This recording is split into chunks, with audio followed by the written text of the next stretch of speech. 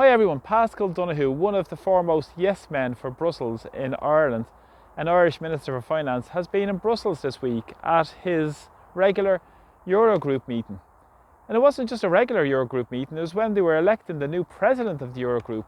And of course, he had two contenders that were up against Paschal, looking to be reappointed for a third term, but they pulled out in the last few hours, and Paschal was elected unopposed as a third-term president of the Eurogroup. That's the European Union finance ministers in the eurozone.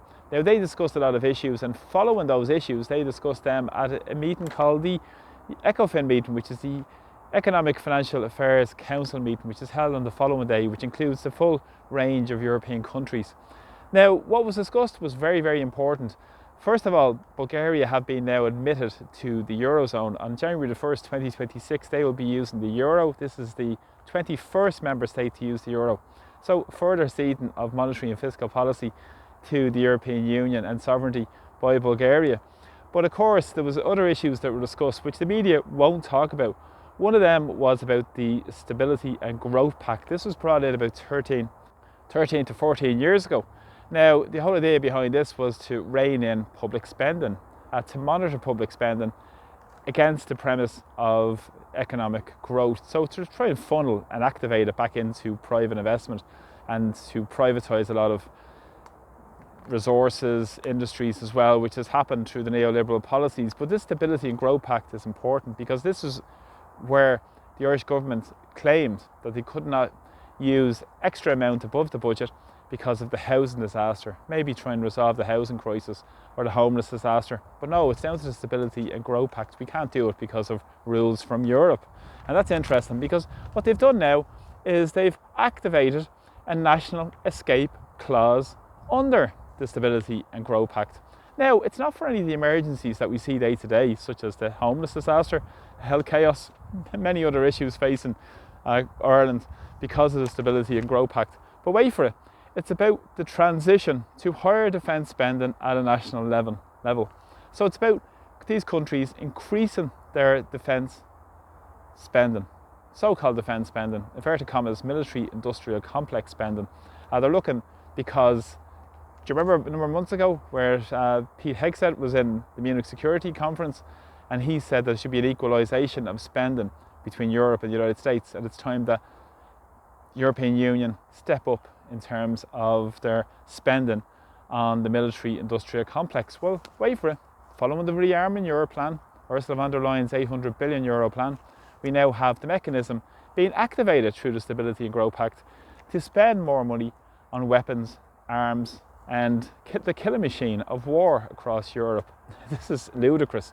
Up to 15 countries have now been allowed to increase their spending, and this is a top priority according to the head of the European Council at the moment. The European Council finance minister, Danish finance minister, said it's a priority. Up to 15 countries now have allowed to increase their defence spending under the activation clause, which is ludicrous. When you think about Ireland, you think about told to rein their budgets in when it comes to spending on public homes or homelessness. It's all restrained, but when it comes down to these disasters, they're stopped. But when it comes down to benefiting the elites in society, they're allowed to do whatever they want to do. And also there is a drive towards the digital euro, the single currency package they call it.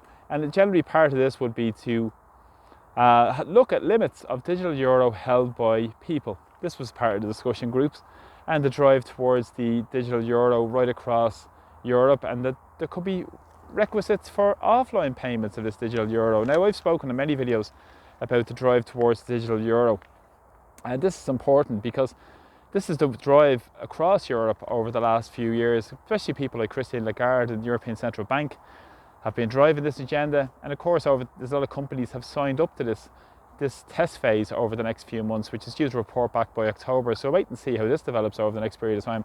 And today, incidentally, a report came out to say 1 in 8 payments are made via cash only now. So it's a drive towards even a digital world, unfortunately, that we're in at the moment. And of course, we know this is going to have major ramifications for people in terms of their privacy and the basic rights for ordinary people. When you think about cash as being paramount in terms of the privacy of people's how they spend on patrons and many more issues as well, that it's not controlled by an issuing authority who can switch it on and off at their whim, especially when you give more power to these power-hungry globalists at the top of society, which is always a massive, massive danger. And of course, another part of the agenda that was discussed, which won't be reported in the media, was about pushing more money towards Ukraine and looking at this savings investment union as well to push more money, in inverted commas, to the reconstruction of Ukraine. So plenty of money in war and plenty of money in the reconstruction from war as well. So this is what's taken place in Europe over the last few days. The Irish media will not report on it. We saw yesterday the motion of no confidence that was defeated. A lot of pressure coming on von der Leyen as well. A lot of pressure on the European system because of the immigration chaos and because of major issues in terms of the centralisation of power, the lack of transparency, accountability as well. It's very important. So please share my videos far and wide. Get the real message out. It's about time we take power back and democracy is extended back to our communities. Article 6.1 states that in the Constitution, where the people are sovereign, and that's vitally important now more than ever. So thanks a lot for the support. My videos, really appreciate them. Please subscribe to my channel. So from Dublin, Slán, take care.